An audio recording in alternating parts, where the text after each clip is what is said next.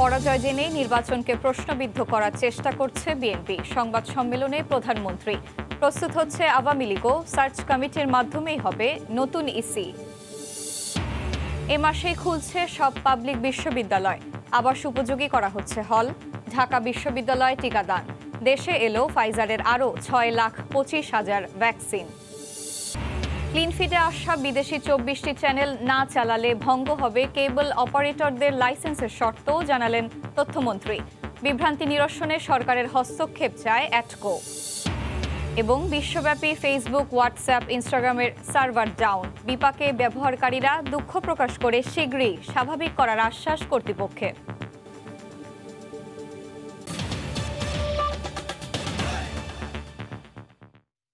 দেখছিলেন শিরোনাম। প্রবাসী সময়ের সঙ্গে আছি আমি এশা হোসেন। পরাজয় জেনেই বিএনপি নির্বাচনকে প্রশ্নবিদ্ধ করার চেষ্টা করেছে উল্লেখ করে প্রধানমন্ত্রী শেখ হাসিনা বলেছেন, আওয়ামী লীগও প্রস্তুত হচ্ছে। রাষ্ট্রপতি সার্চ কমিটি করে নির্বাচন কমিশন গঠন করবেন বলেও জানান সরকার প্রধান। সোমবার বিকেলে জাতিসংঘ সফর পরবর্তী সংবাদ সম্মেলনে তিনি একথা বলেন। এ সময় মানুষ কিসের আশায় বিএনপিকে ভোটে নির্বাচিত করবে সেই প্রশ্নও তোলেন শেখ হাসিনা। পাশাপাশি রোহিঙ্গা প্রত্যাবাসন ইস্যুতে তার সাফ মন্তব্য, কিছু সংস্থা তাদের নিয়ে ব্যবসা করছে। প্রায় 2 বছর পর অনুষ্ঠিত বিদেশ সফর থেকে ফিরে রীতিমাফিক সংবাদ সম্মেলনে এলেন প্রধানমন্ত্রী শেখ হাসিনা। সোমবার বিকেলে গণভবন ও প্রধানমন্ত্রীর কার্যালয়ের মধ্যে ভার্চুয়াল মাধ্যমে এই সংবাদ সম্মেলনে বাসভবন প্রান্ত থেকে বক্তব্য রাখেন প্রধানমন্ত্রী।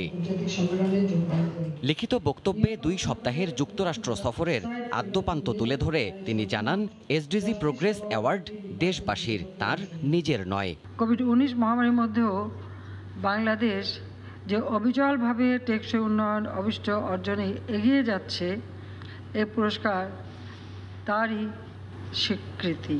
তাহলে এত আগে প্রস্তুতি কেন? 2 ঘন্টা ধরে উপস্থিত সাংবাদিকদের বিভিন্ন প্রশ্নের উত্তর দেন শেখ হাসিনা। জানান, সময় মতো রাষ্ট্রপতি সার্চ কমিটি করে নির্বাচন কমিশন গঠন করবেন, কিন্তু কেন মানুষ বিএনপিকে ভোট দেবে সেই প্রশ্নও তোলেন বঙ্গবন্ধু কন্যা। জনগণ ভোট দিচ্ছে না বা ভোট দিতে পারছে না, এই যে প্রশ্নগুলি যারা করে, কিন্তু এর আপনার কে আছে এর বাইরে, আর কাকে দেবে? এত সুবিধা পেয়ে গালিটা আমার উপর দিয়ে যাচ্ছে বা আওয়ামী লীগের উপর দিয়ে যাচ্ছে, এই তো। কারা, কেন, কি কারণে, কোন সুখের স্বপ্নে, কোন আশার আলো দেখে ওদের বিএনপিকে বা অন্যদেরকে ভোট দেবে সেটা আমাকে একটু বলেন, শুনি, একটু জেনে রাখি। মহামান্য রাষ্ট্রপতি একটা সার্চ কমিটি করবেন, তার মাধ্যমে নির্বাচন কমিশন গঠন হবে, সেভাবে হবে। সাংবাদিকদের প্রশ্নে আসে রোহিঙ্গা ইস্যু। উত্তরে প্রধানমন্ত্রী বললেন, শরণার্থী নিয়ে ব্যবসার কারণেই প্রত্যাবাসনে গতি আসছে না। যেটা আমার একটা ধারণা যে সবকিছুতেই যেন একটা ব্যবসা, আমি খালি এইটুকু বলবো। তারপর আমার এর মধ্যে কিছু কিছু আছে আন্তরিক, তাদের কাছে ভালো সাড়া পাই, আর কিছু আছে যে শুনে যান মনে হয় রিফিউজি পালাটা একটা ব্যবসা কারো কারোর জন্য, কোনো কোনো সংস্থার জন্য। এটা না থাকলে তাদের চাকরি থাকবে না। কথা হয় সাম্প্রতিক ই-কমার্স ব্যবসার অনিয়ম নিয়েও। সরকার প্রধান সাফ জানিয়ে দেন, ক্ষতিগ্রস্তদের টাকা ফেরত দেওয়ার উদ্যোগ নেওয়া হচ্ছে। মানুষের দুঃসময়ের সুযোগ নিয়ে কিছু মানুষ টাকা বানানোর জন্য যে প্রতারণা করে, এদের উপযুক্ত শাস্তি অবশ্যই হবে। আফগানিস্তান ইস্যুতেও সরকার প্রধান উত্তর দিয়েছেন প্রশ্নের। তার মতে, তালেবানকে ভয় পাওয়ার কিছু নেই। ভয় করলে, ভয় দিলে কিন্তু ভয় পেয়ে বসবে। জনগণই হচ্ছে মূল শক্তি। তালেবানে এত ভয়ের কিছু নেই, ভয় পাওয়ার কি আছে? যে কারণে অবস্থা মোকাবেলা করার মতো ক্ষমতা আমরা রাখি। প্রতিপক্ষ যেমনই হোক, আওয়ামী লীগ সুষ্ঠুভাবেই নির্বাচন চায় বলেও মন্তব্য করেন প্রধানমন্ত্রী শেখ হাসিনা। নির্বাচনটাকে আমরা নির্বাচন হিসেবেই দেখতে চাই, জনগণের ভোট যাতে আমরা পাই, জনগণের কাছে যেতে চাই, জনগণের আস্থা বিশ্বাস অর্জন করে জনগণের ভোটেই আবার ক্ষমতা ফিরে আসতে চাই। দেবাশিস রায়, সময় সংবাদ, ঢাকা। চলতি মাসে দেশের সব বিশ্ববিদ্যালয় খুলে দেওয়ার ব্যাপারে আশা প্রকাশ করেছেন শিক্ষামন্ত্রী। মন্ত্রিসভার বৈঠকে প্রধানমন্ত্রী জানতে চাইলে তাকে এ বিষয়ে আশ্বস্ত করে শিক্ষামন্ত্রী বলেন, খোলার আগে আবাসিক হলগুলোর ব্যবস্থাপনা ঠিক করতে কাজ করছে মন্ত্রণালয়। এছাড়া নির্বাচন না হলেও 5 বছর পর সব পৌরসভার মেয়র ও কমিশনারদের মেয়াদ শেষ হয়ে যাবে, এমন বিধান রেখে সংশোধন করা হয়েছে পৌরসভা আইন। এহসান জুয়েলের রিপোর্ট। করোনার প্রাদুর্ভাব কিছুটা কমে আসার পর গেল মাসের দ্বিতীয় সপ্তাহে খুলে দেওয়া হয় সব স্কুল কলেজ। ঘোষণা করা হয়েছে পাবলিক পরীক্ষার সময়সূচিও। তবে এখনো খোলেনি কোনো সরকারি বিশ্ববিদ্যালয়। কোনো বিশ্ববিদ্যালয় খোলার তারিখ ঘোষণা করলেও শিক্ষার্থীদের টিকা দেয়া এবং দীর্ঘদিন বন্ধ থাকা আবাসিক হলগুলোর ব্যবস্থাপনা এখনো মূল চ্যালেঞ্জ।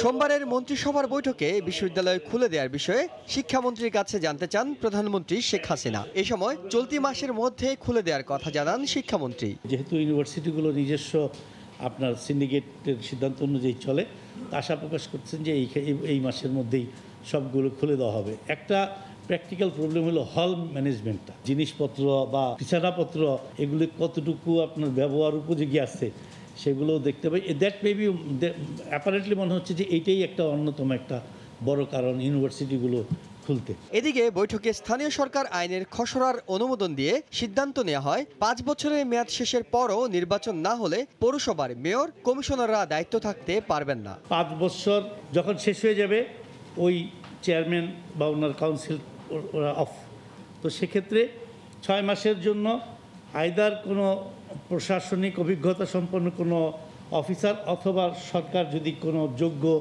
ব্যক্তিকে যোগ্য মনে করেন তাকে 6 মাসের জন্য প্রশাসক হিসেবে নিয়োগ করবেন এবং 6 মাসের মধ্যে ইলেকশনটা কমপ্লিট করে দিতে হবে।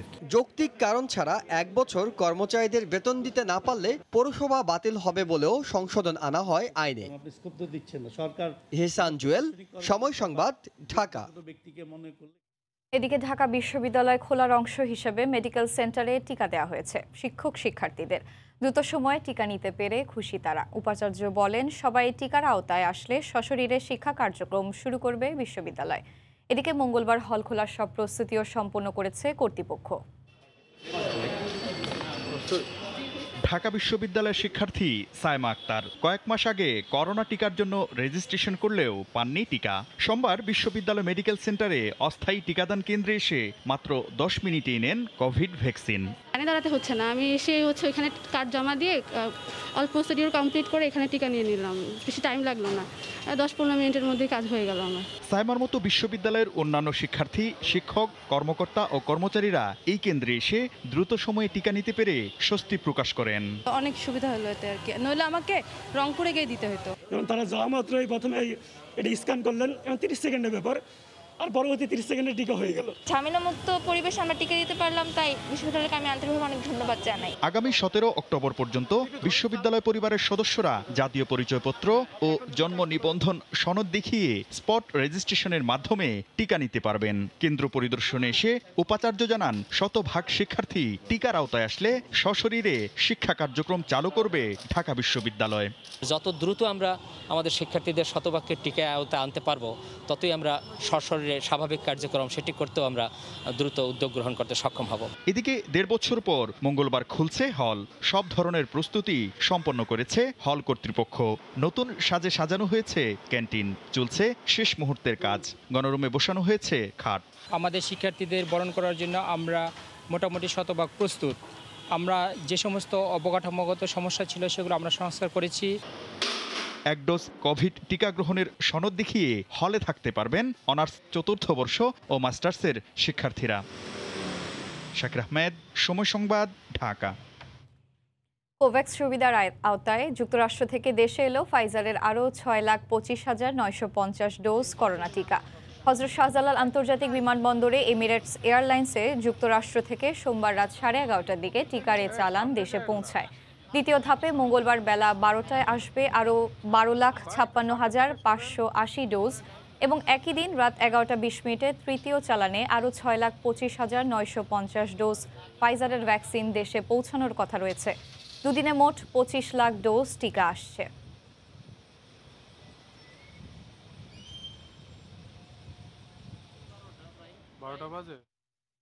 বিদেশি চ্যানেলে ক্লিন ফিট বন্ধ নিয়ে বিভ্রান্তি ছড়াচ্ছে একটি মহল। এ বিষয়ে দ্রুত সরকারের হস্তক্ষেপ চাইলেন বেসরকারি টেলিভিশন মালিকদের সংগঠন অ্যাটকো। বৈঠক শেষে তথ্যমন্ত্রী জানান, বিদেশি যে 24টি চ্যানেল বর্তমানে ক্লিন ফিট দিচ্ছে তা বন্ধ রাখলে কেবল অপারেটরদের লাইসেন্সের শর্ত ভঙ্গ হবে। এছাড়া 30 অক্টোবরের পর ঢাকা ও চট্টগ্রামে সব চ্যানেল ডিজিটালাইজেশন করতে হবে বলেও জানান মন্ত্রী। শর্ত ছিল বিজ্ঞাপন সহ চলবে না কোনো বিদেশি চ্যানেল। 1 অক্টোবর থেকে তথ্য মন্ত্রণালয় এই আইন কার্যকরের নির্দেশ দিলে সব বিদেশি চ্যানেলই বন্ধ করে দেয় কেবল অপারেটররা। অথচ বর্তমানে 24টি বিদেশি চ্যানেল বিজ্ঞাপন ছাড়াই ক্লিন ফিড সরবরাহ করছে বাংলাদেশে। কিন্তু সব বিদেশি চ্যানেল বন্ধ থাকায় সেগুলো দেখা থেকেও বঞ্চিত হচ্ছেন দর্শকরা।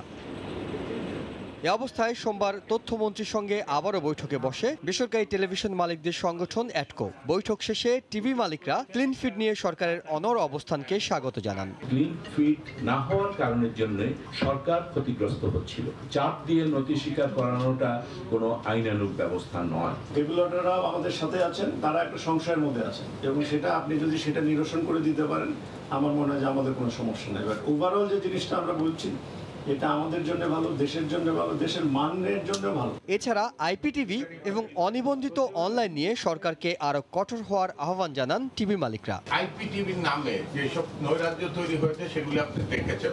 অন্য কোনো প্ল্যাটফর্মের জন্য পৃথক টেলিভিশন দেওয়ার কতখানি প্রয়োজন আছে সেটা আপনি একটু বিবেচনা করবেন।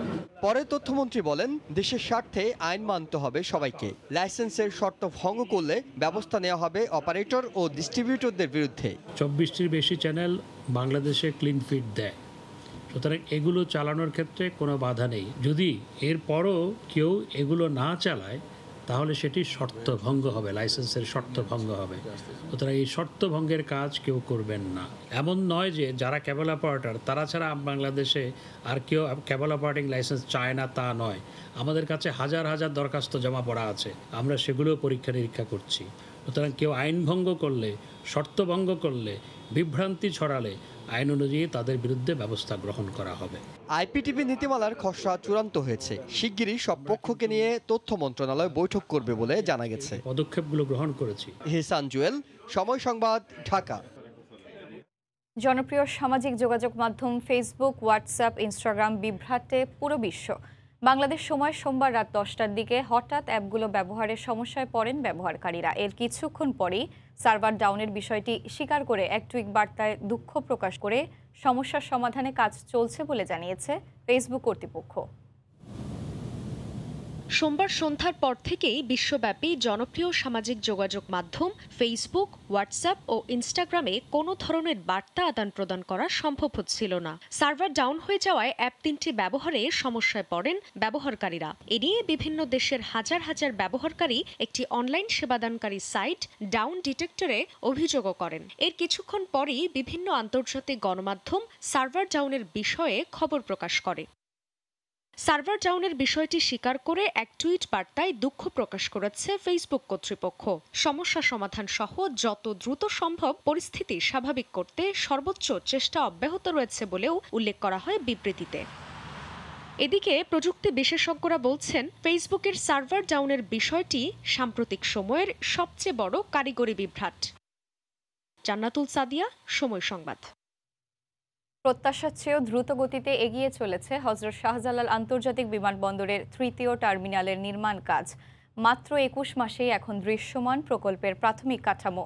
নির্ধারিত সময়ের আগে কাজ শেষ করতে দিন-রাত ২৪ ঘন্টায় ইয়ার্ডে কাজ করছেন দেশি বিদেশি প্রকৌশলী আর শ্রমিকরা। কর্তৃপক্ষ বলছে, শুধু বিমান ওঠানামা আর ভবনের আধুনিকায়ন নয়, নতুন টার্মিনাল বদলে দেবে যাত্রী সেবার ধরনই। জুবায়ের ফয়সালের রিপোর্ট। দেখে মনে হতে পারে বিশ্ববিখ্যাত চাঙ্গি আন্তর্জাতিক বিমানবন্দরের ভার্চুয়াল প্রদর্শনী এটি। নিশ্চয়ই আপনার কল্পনায় ভাসছে ঝা চকচকে terminal, superfast check in, immigration counter কিংবা বোর্ডিং ব্রিজ। আবার বিমানবন্দরে নেমেই হাতের নাগালে পাতাল রেল কিংবা এলিভেটেড এক্সপ্রেসওয়ে। এক মুহূর্তেই পৌঁছে যাবেন শহরের আরেক প্রান্তে। এসবই উত্তরাধুনিক বিশ্বের বহু বিমানবন্দরে দেখেছেন দেশের মানুষ। সিঙ্গাপুরের চাঙ্গির আদলেই শুধু নয়, তার নির্মাতা রোহান বাহরিনের নকশাতেই তৈরি হচ্ছে হযরত শাহজালাল আন্তর্জাতিক বিমানবন্দরের ৩য় টার্মিনাল, যেখানে থাকবে একসঙ্গে ১৫০০ গাড়ি পার্কিং সুবিধা। যাত্রীদের সবচেয়ে কম সময়ে সেবা দিতে থাকবে ১১৫টি চেক ইন কাউন্টার, ১২টি বোর্ডিং ব্রিজ আর ৬৪টি ইমিগ্রেশন কাউন্টার। আমরা সেন্ট্রাল এয়ারপোর্ট থেকে সাউন্ড সাইডে আমাদের day night 24 hours working continuous.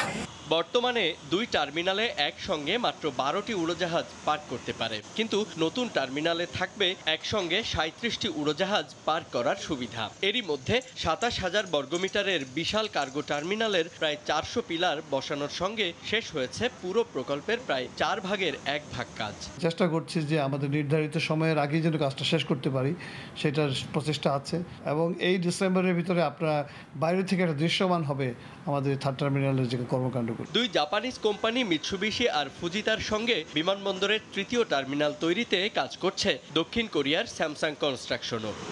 আগে দর্শনদারি, পরে গুণ বিচারী, এই প্রবাদটিকে বাস্তবে রূপ দিতেই 7,000 মানুষের শ্রমে গড়ে উঠছে বিমানবন্দরের 3rd টার্মিনাল। এখনকার 2 টার্মিনালের চেয়েও প্রায় দ্বিগুণ বড় এই প্রকল্পটি আসলে বদলে দেবে বিমানবন্দরের ধারণাই। আর তাই সরকারেরও চাওয়া নতুন টার্মিনালে পা রেখেই এক অন্য বাংলাদেশকে দেখুক সারা দুনিয়া। জুবাইর ফয়সাল, সময় সংবাদ, ঢাকা। ই কমার্স প্রতিষ্ঠান কিউকমের ডিসকাউন্টের ফাঁদে পড়ে 250 কোটি টাকা হারালেন শত শত গ্রাহক।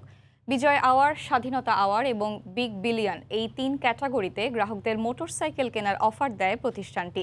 এদিকে গ্রেফতারের পর আদালতে তোলা হলে সিইও রিপন মিয়ার 2 দিনের রিমান্ড মঞ্জুর করা হয়েছে।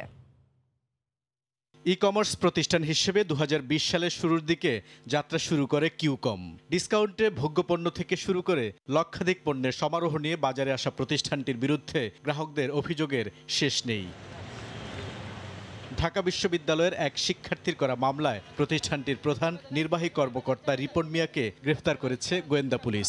শুধুমাত্র মোটরসাইকেলের অর্ডার বাবদ গ্রাহকদের প্রতিষ্ঠানটির কাছে পাওনা 250 কোটি টাকা যথাযথভাবে পরিচালিত করতে পারেনি। সংবাদ সম্মেলনে ডিবি প্রধান জানান, প্রাথমিক জিজ্ঞাসাবাদে রিপন দাবি করেছে বাংলাদেশ ব্যাংকের পেমেন্ট গেটওয়ে ফস্টারের কাছে প্রতিষ্ঠানটির 400 কোটি টাকা আটকে আছে, ফলে গ্রাহকদের টাকা কিংবা পণ্য কোনোটি দিতে পারছেন না। যদিও তার এই অভিযোগ খতিয়ে দেখছে পুলিশ। 397 কোটি টাকা পেমেন্ট তার আটকে গেছে শুধুমাত্র মোটরসাইকেল পারপাসে। এখানে তারা প্রায় লক্ষাধিক পণ্য বিক্রি করে, কিন্তু শুধুমাত্র মোটরসাইকেলেই এটি আটকে গেছে বলে প্রাথমিকভাবে জানা যায় এবং জনগণও তার কাছে প্রায় 250 কোটি টাকার পণ্য পায়। এই যে সিস্টেম, আমাদের করোনাকালে বেশ কয়েকটি প্রতারণার ঘটনা, বড় বড় ঘটনা ঘটেছে। তো এই সিস্টেমের মার পেয়েছে জনগণ, এখন ভুক্তভোগী হয়ে তারা মামলা দায়ের করেছে।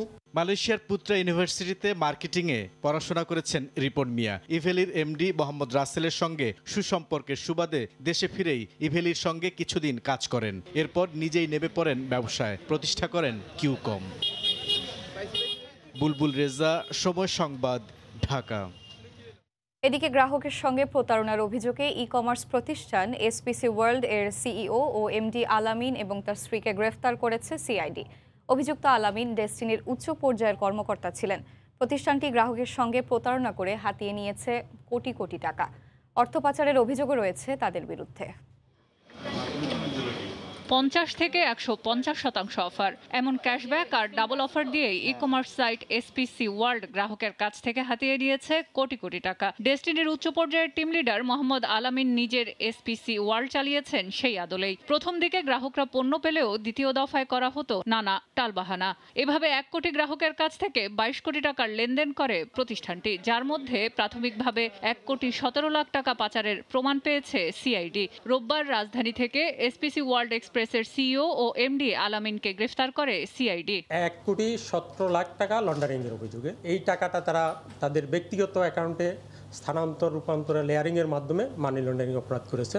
প্রথম দিকে তারা কিছু পণ্য পাবলিককে সরবরাহ করে, পরবর্তীতে যখন গ্রাহক সংখ্যা বেড়ে যায় এবং তাদের একটা নির্দিষ্ট অ্যামাউন্ট তাদের অ্যাকাউন্টে চলে আসে, তখনই তারা পণ্য সরবরাহ বিভিন্ন টালবাহানা করে মানুষকে সরবরাহ করেনি আর কি। সোমবার সংবাদ সম্মেলনে সিআইডি জানায়, বিভিন্ন আকর্ষণীয় অফারে মাসে কোটি টাকার অর্ডার নেয় প্রতিষ্ঠানটি, যেখানে মূল গ্রাহক শিক্ষার্থী ও স্বল্প বেতনের চাকরিজীবী। তাদের বিরুদ্ধে ইতিপূর্বে ডেস্টিনি সহ আরও প্রতারণার অভিযোগে আরও 3টা মামলা আছে। ডেস্টিনি 2000-এর আদলেই এসপিসি ওয়ার্ল্ডের কার্যক্রমটা তারা শুরু করেছিল। আলামিনের বিরুদ্ধে ডেস্টিনির মাধ্যমে অর্থ আত্মসাতের আগের 3টি মামলা রয়েছে। এছাড়া গ্রাহকের সাথে প্রতারণার অভিযোগ ও অর্থ পাচারের অভিযোগে আরও 3টি মামলা করা হবে বলে জানিয়েছে সিআইডি। সেলিয়া সুলতানা, সময় সংবাদ, ঢাকা। শারদীয় দুর্গোৎসবের শেষ মুহূর্তের প্রস্তুতি চলছে চট্টগ্রামে। কারিগররা ব্যস্ত তুলির শেষ আঁচড় দিতে। থিমভিত্তিক পূজার জন্য নগরীর প্রতিটি মণ্ডপেই স্বতন্ত্র বৈশিষ্ট্য ফুটে ওঠে প্রতি বছর, যা আকর্ষণ করে দর্শনার্থীদের। নূরজামাল আতিকের ক্যামেরায় ফেরদৌস লিপির রিপোর্ট।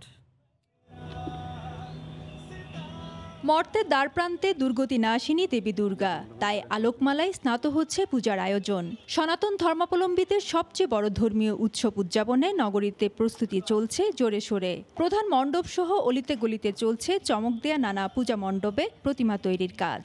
কাস্টমার খুবই আছে, কিন্তু করোনার কারণে বাজেটটা কম আর কি। 35টার মধ্যে একটা রয়ে গেছে, 34টা বেচা হয়ে গেছে।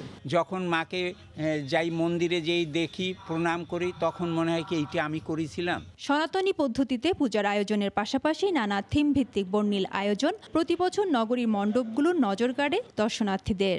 যেখানে স্থান পায় পৌরাণিক অসুর বধের কাহিনী থেকে শুরু করে হালের বিশ্বজুড়ে মহামারীর হানা। পুজোর পাশাপাশি বিভিন্ন ধরনের প্রতিযোগিতার অ্যারেঞ্জ করেছি। এছাড়া আমরা যাতে সাংস্কৃতিক বিকাশ ঘটে সেই ধারাবাহিক আঙ্গিকে পুজোকে কেন্দ্র করে আমরা বিভিন্ন আবৃত্তি, গীতা পাঠ, নৃত্যানুষ্ঠান, গান এসব প্রতিযোগিতার অ্যারেঞ্জ করেছি। মহামারীতে গেল বছর অনেকটা অনাড়ম্বরভাবে উদযাপিত হয় শারদীয় দুর্গা উৎসব। উৎসবের সে আমেজ কাটিয়ে এবার যথাযথ স্বাস্থ্যবিধি মানার মধ্য দিয়ে মণ্ডপগুলোতে পুরনো সেই জাঁকজমক আমেজ ফিরে আসবে, এমন প্রত্যাশা সনাতন ধর্মাবলম্বীদের। যারা পূজা দর্শনে আসবেন সেক্ষেত্রে মহিলা এবং পুরুষকে আলাদা আলাদা লাইনে প্রবেশের এবং বাহির হওয়ার রাস্তা রাখতে হবে। যেগুলি বড় পুজো মণ্ডপ সেগুলিতে সিসি ক্যামেরার ব্যবস্থা রাখতে হবে। পুরোহিত থেকে পূজার্থী সবার মুখে মাস্ক রাখতে হবে। জেলায় এবার প্রায় 2000 মণ্ডপে দুর্গাপূজা অনুষ্ঠিত হবে। এর মধ্যে নগরীর 16টি থানার অধীনে পূজা হবে 277টি। ফেরদৌস লিপি, সময় সংবাদ, চট্টগ্রাম। ইলিশের প্রজনন নির্বিঘ্ন করতে সোমবার থেকে নদ নদী এবং সমুদ্র উপকূলে মাছ ধরায় 22 দিনের নিষেধাজ্ঞা শুরু হয়েছে। প্রথম দিনেই নিষেধাজ্ঞা অমান্য করে মাছ ধরায় বেশ কয়েকজন জেলেকে বিভিন্ন মেয়াদে কারাদণ্ড দেওয়া হয়েছে। জোরদার করা হয়েছে নৌ পুলিশ ও কোস্টগার্ডের টহল। জেলা প্রতিনিধিদের পাঠানো তথ্য ও ছবি নিয়ে রিপোর্ট। সোমবার থেকে নদ নদী ও সমুদ্রে বন্ধ ইলিশ সহ সব ধরনের মাছ ধরা। ইলিশ ধরা বন্ধে নদীতে সার্বক্ষণিক টহল দিচ্ছে কোস্টগার্ড ও নৌ পুলিশের একাধিক স্পিডবোট।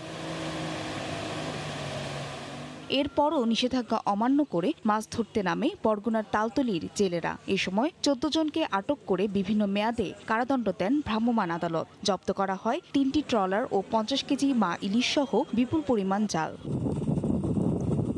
22 দিনের নিষেধাজ্ঞা বাস্তবায়নে চট্টগ্রামের সমুদ্র ও উপকূলীয় এলাকায় অভিযান চালায় নৌবাহিনীর 7টি জাহাজ। এ সময় বিপুল পরিমাণ কারেন্ট জাল জব্দ করা হয়। চাঁদপুরের সগস্তে মানুষে মাছ রক্ষায় আমরা সহযোগিতা করব। মধ্যরাত থেকে অনবরতভাবে অভিযান পরিচালনা করে আসতেছি। তবে নিষেধাজ্ঞার সময়ে নদীতে জাল না ফেলার আহ্বানে সাড়া দিয়েছেন ভোলা, পটুয়াখালী ও শরীয়তপুরের জেলেরা। দিনে রাতে অভিযান আমরা করতেছি। আমরা নদীতে যেমনি থাকবো তেমনি আমরা ল্যান্ডেও আমরা চেকপোস্ট বসাইছি। লঞ্চ যেখান থেকে মাছ নেয় সেখানেও আমরা চেকপোস্ট বসাইছি। জেলেরা অবৈধভাবে মাছ শিকার করতে না পারে এই জন্য নৌ পুলিশ এবং জেলা মৎস্য অধিদপ্তর এবং অন্যান্য বাহিনী কর্তৃক সমন্বয়ে আমরা নিয়মিত অভিযান অব্যাহত রাখব। ইলিশ সম্পদ রক্ষায় 4 অক্টোবর থেকে 25 অক্টোবর পর্যন্ত 22 দিন 38টি জেলায় এই অভিযান চলবে। ফারিয়া ফারজানা, সময় সংবাদ। ভারতের বিভিন্ন রাজ্যে অতিবৃষ্টির কারণে পেঁয়াজের উৎপাদন ব্যাহত হওয়ায় বুকিং রেট বাড়িয়ে দেওয়া হয়েছে। এতে লোকসানের আশঙ্কায় হিলি স্থলবন্দর দিয়ে কমেছে আমদানি, জানান ব্যবসায়ীরা। হিলি প্রতিনিধি শফিকুল ইসলাম শফিকের পাঠানো তথ্য ছবি নিয়ে রিপোর্ট। প্রতি বছর সেপ্টেম্বরের মাঝামাঝি সময় থেকে দেশীয় পেঁয়াজের সরবরাহ কমতে থাকায় ভারত থেকে পেঁয়াজ আমদানি শুরু করেন ব্যবসায়ীরা। অক্টোবর পর্যন্ত পুরো মাস ভারতের মহারাষ্ট্রের পেঁয়াজের উপর নির্ভর করতে হয়। আর এ সুযোগটাকে কাজে লাগিয়ে বুকিং রেট বাড়িয়ে দেন ভারতের ব্যবসায়ীরা। এতে বিপাকে পড়তে হয় দেশের পেঁয়াজ আমদানিকারকদের। ইন্ডিয়াতে যে জায়গাগুলোতে পেঁয়াজ উৎপাদন হয় সেখানে বৃষ্টি এবং আরও অন্যান্য কারণে সেখানে উৎপাদন কম এবং দাম অনেক বেশি।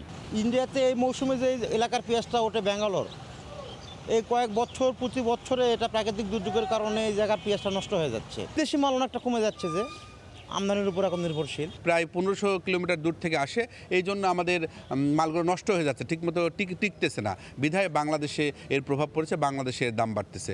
প্রতিদিন 50 ট্রাক পেঁয়াজের চাহিদা থাকলেও কাস্টমস তথ্য বলছে গেল 2 সপ্তাহে আমদানি হয়েছে 172 ট্রাকে মাত্র 4500 মেট্রিক টন।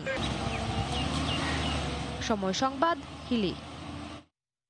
শিমুলিয়া বাংলাবাজার রুটে বন্ধের 48 দিন পর আবার চালু হয়েছে ফেরি, তবে এখন থেকে সীমিত আকারে চলাচল করবে। দীর্ঘ ভোগান্তির পর ফেরি চালু হওয়ায় খুশি ঘাট ব্যবহারকারীরা, তবে স্রোত পুরোপুরি কমে না আসা পর্যন্ত প্রতিদিন সকাল সন্ধ্যা 5টি ফেরি চলাচল করবে। রাতে এই সার্ভিস বন্ধ থাকবে বলে জানায় কর্তৃপক্ষ। আরও জানাচ্ছেন নাসিরুদ্দিন উজ্জ্বল, ছবি তুলেছেন আবু সাইদ।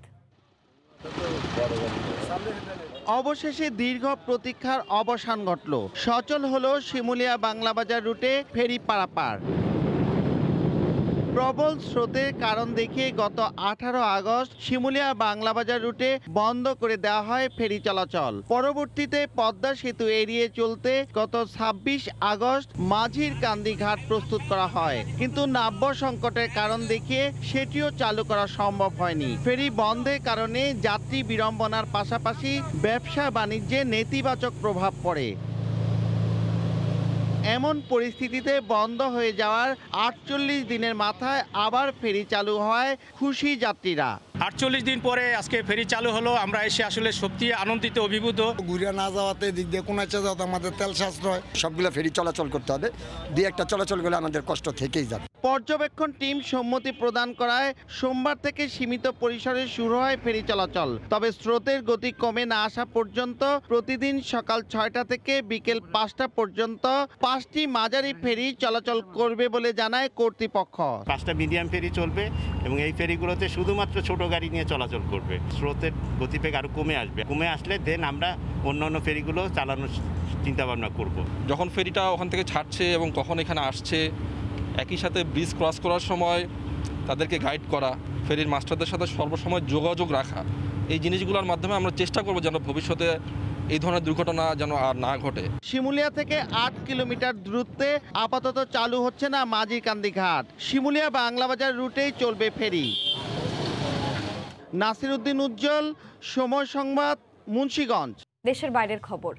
পানামার পর এবার আলোচনায় প্যান্ডোরা পেপারস কেলেঙ্কারি, আর এতে নাম আসলো সচিন টেন্ডুলকার, পপ তারকা Shakira, super model Claudia shepherd, Imran খানের ঘনিষ্ঠজনের।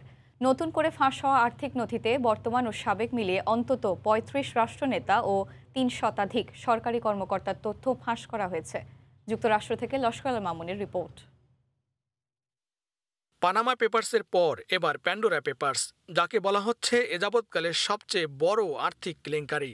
7 বছর বাদে ফের প্রকাশিত গোপন নথিতে ফাঁস করা হলো বিশ্বের অন্তত 35টি দেশের শীর্ষস্থানীয় রাজনৈতিক নেতা, 100-এরও বেশি ধনকুবের সহ 3 শতাধিক সরকারি কর্মকর্তার গোপন আর্থিক লেনদেনের তথ্য।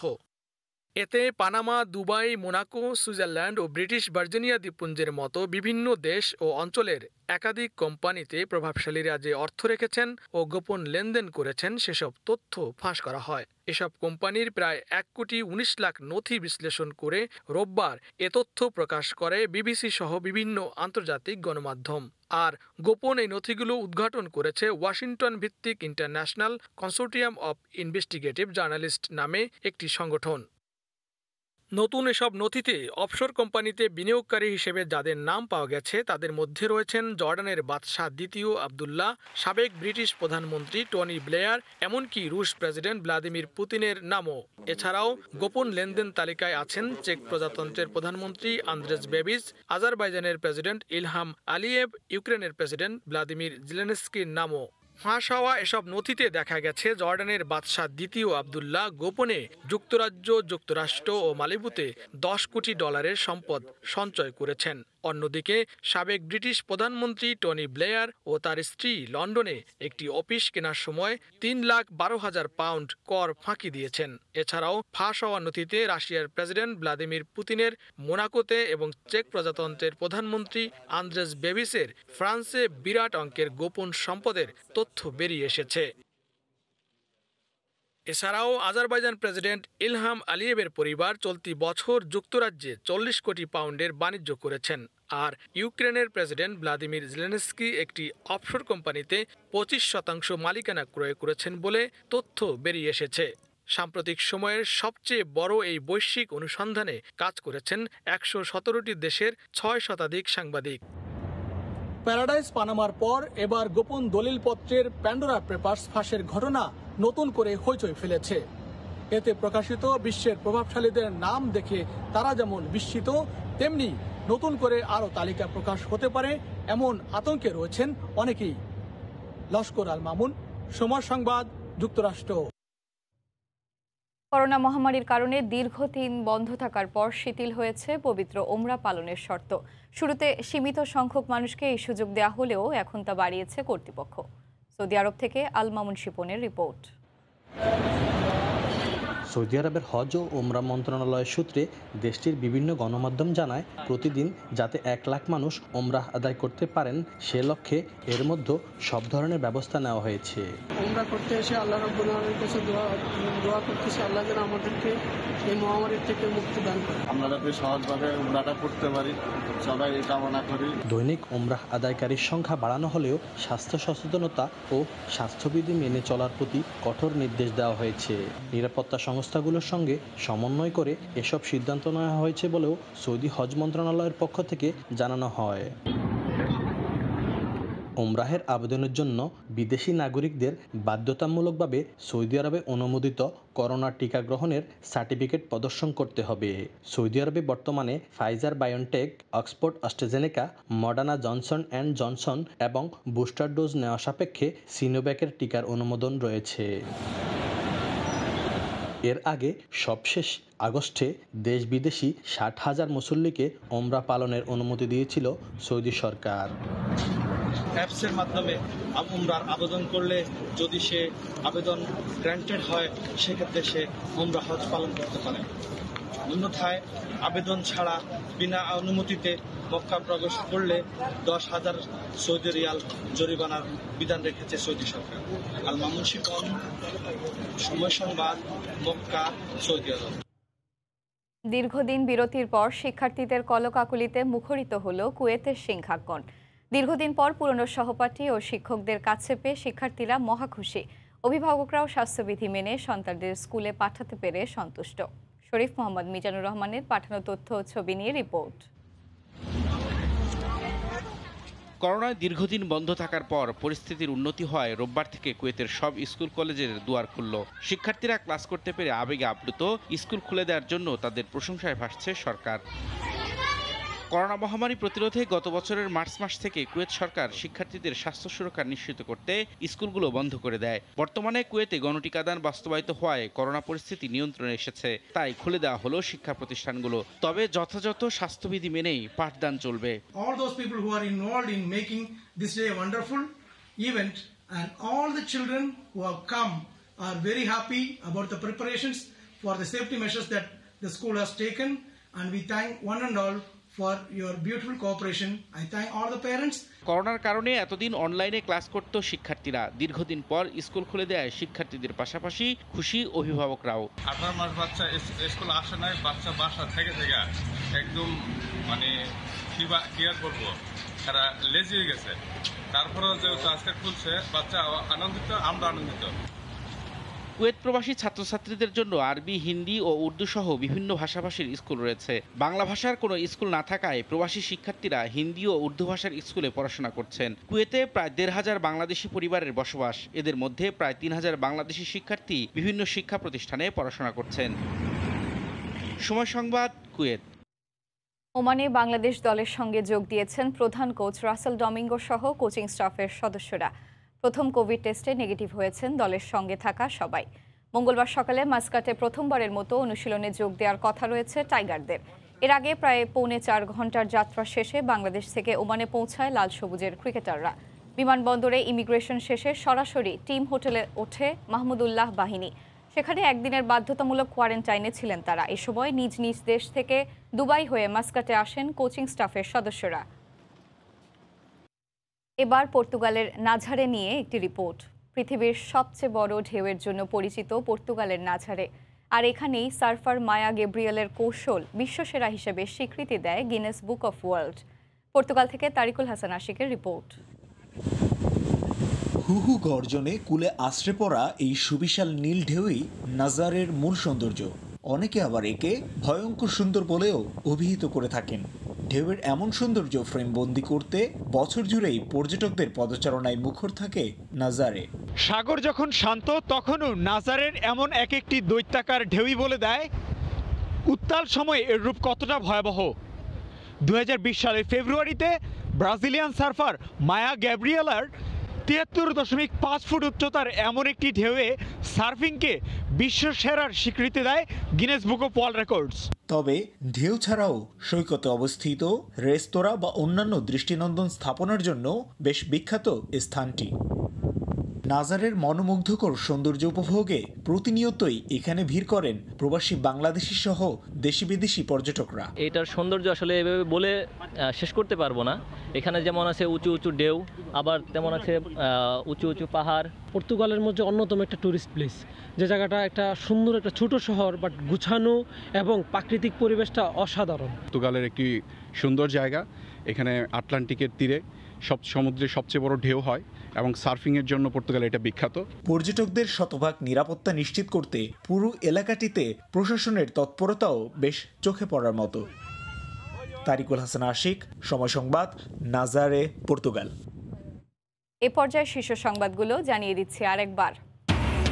পরাজয় জেনেই নির্বাচনকে প্রশ্নবিদ্ধ করার চেষ্টা করছে বিএনপি। সংবাদ সম্মেলনে প্রধানমন্ত্রী। প্রস্তুত হচ্ছে আওয়ামী লীগও। সার্চ কমিটির মাধ্যমেই হবে নতুন ইসি। এ মাসেই খুলছে সব পাবলিক বিশ্ববিদ্যালয়, আবাস উপযোগী করা হচ্ছে হল। ঢাকা বিশ্ববিদ্যালয়ে টিকাদান, দেশে এলো ফাইজারের আরও 6,25,000 ভ্যাকসিন। এবং বিশ্বব্যাপী ফেসবুক, হোয়াটসঅ্যাপ, ইনস্টাগ্রামের সার্ভার ডাউন, বিপাকে ব্যবহারকারীরা। দুঃখ প্রকাশ করে শীঘ্রই স্বাভাবিক করার আশ্বাস কর্তৃপক্ষের। এই ছিল প্রবাসের সময়। সঙ্গে থাকুন সময়।